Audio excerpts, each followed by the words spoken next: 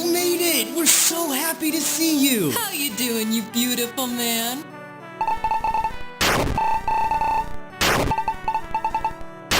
Oh, I'm sorry for calling you beautiful. That was weird. My bad.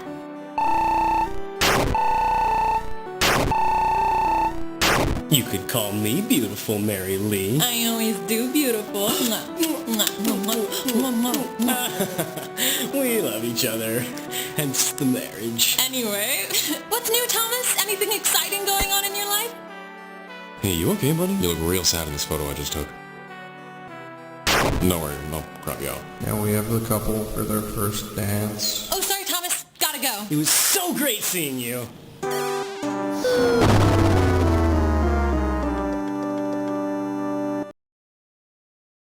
Let's review. Review? Let's do. Thank you. I hope we rhyme like this the whole way through. I hope so too. Yoo-hoo! So, let's start with the fact that the wedding was a total bust. It was? It was. It's just that going didn't pay off quite like we discussed. You mustn't think that going to a wedding to support your friends would have any sort of self-serving ends. I don't, but how about more than just hello?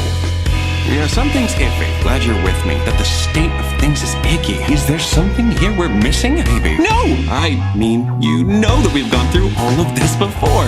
We four had helped you make the proper choice of wedding over your... Spare me the rest. Yes, but call it for a film that could have been my break. Yeah, you could say. And no one wanted you to go more than that slimy snake. Who pushed to do the egocentric thing auditioning? Yeah, that's deceit. A part of you so hard to chew it left me lost at sea. If our goals aligned with this, what would that say?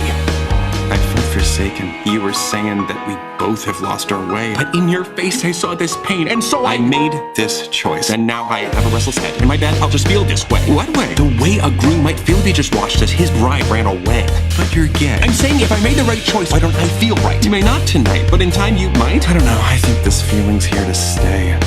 It is a pity to admit he could have done more than just sitting at that wedding feeling. Quit reviewing. Okay. Let's say you pass by some sort of stop where you can buy games. A game store. You see a poster for the latest installment in the Frogger franchise. Ugh, you're such a dad. Buddy, Frogger's not really a big thing anymore. Everyone's raving about the new Frogger. Best one yet. Amazing graphics. At least 16 graphics. Do you even know what you're saying right now? And, oh yay, it's on sale for about, I don't know, as much as a hot dog is worth. Patton, that's how much you get when you return a game. You have just enough money to buy it, but as you walk up to the door, you're stopped by a Leslie Odom Jr. Mr. Odom Jr. tells you that he's very hungry, and he points you to a nearby hot dog vendor. It's just a few yards away. What do? Pretend you're talking on the phone so he leaves you alone? Tell him, I don't have any money, Leslie. Hightail it the heck out of here. Buy him a hot dog, or do you hightail it the heck out of there?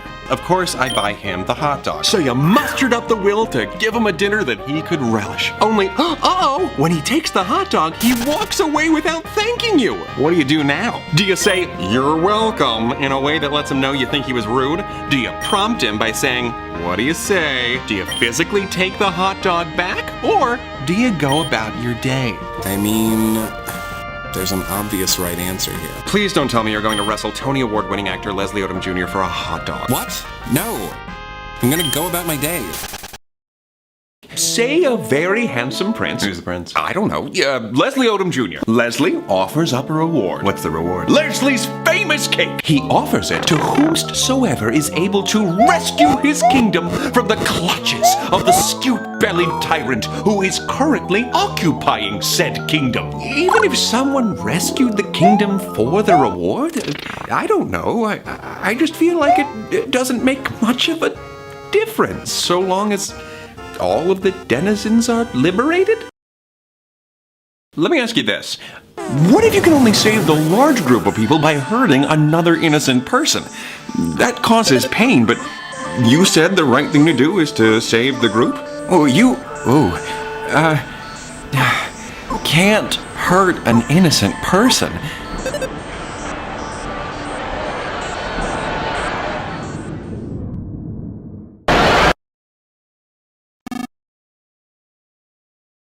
I don't know. Maybe it's okay. Please calm down. We do all think of people people who lay down their lives for others as the greatest heroes, so I don't know. You don't know? Earlier you suggested that all people naturally understand right and wrong. So, should Thomas die so that others may live? Yes? I mean, maybe? Or maybe not. What do I know?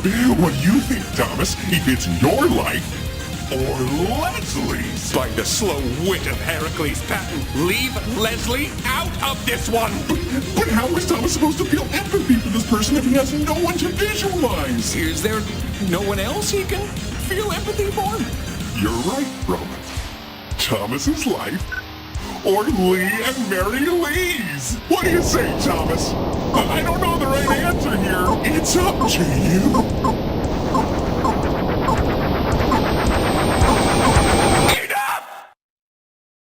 This isn't working. This entire conversation has become so muddled due to a constant, misleading misuse of conscientious language.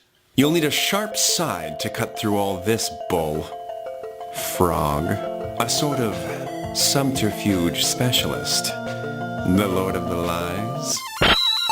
I'm happy to oblige. Whoop, whoop! Reptilian Rapscallion! Reptilian Rapscallion! We've got a code yellow! Deceit. What have you done with Logan? Nothing at all, and I resent the question. Hold on!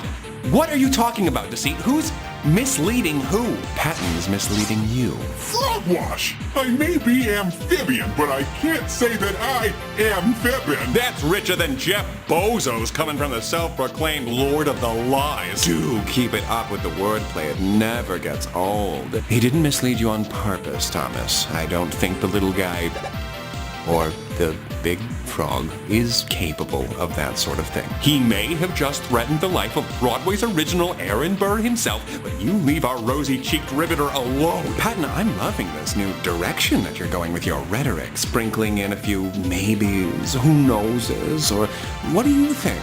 Why are you doing that? Because I found out that I was being too tough on Thomas and it was driving him hopping mad. So, I tried to share my thoughts in a softer way. Right, because making Thomas feel inadequate for not dying in someone else's stead isn't tough at all. Here's the thing, Patton. Pushy is pushy. That faux flexible rhetoric that you're using to soften your approach doesn't change your intentions. It just disguises them. That was just a hypothetical. Patton's not actually suggesting that Thomas should pursue martyrdom. Right, I don't want Thomas to croak. That's my job. We're talking about what-ifs, worst-case scenario kind of stuff. What I am saying is Thomas has a really good life that other people don't. You're over there talking about putting on your oxygen mask before helping another passenger, but we're not in a crashing plane. If the situation was that serious, then sure, he can focus entirely on himself. But does he deserve it? I don't know. Man, I don't know if I can believe whatever you tell me. Treating yourself is something that you can take too far. You can take anything too far, Patton. You've taken things too far. The plane is going down. You need to give Thomas some room to breathe.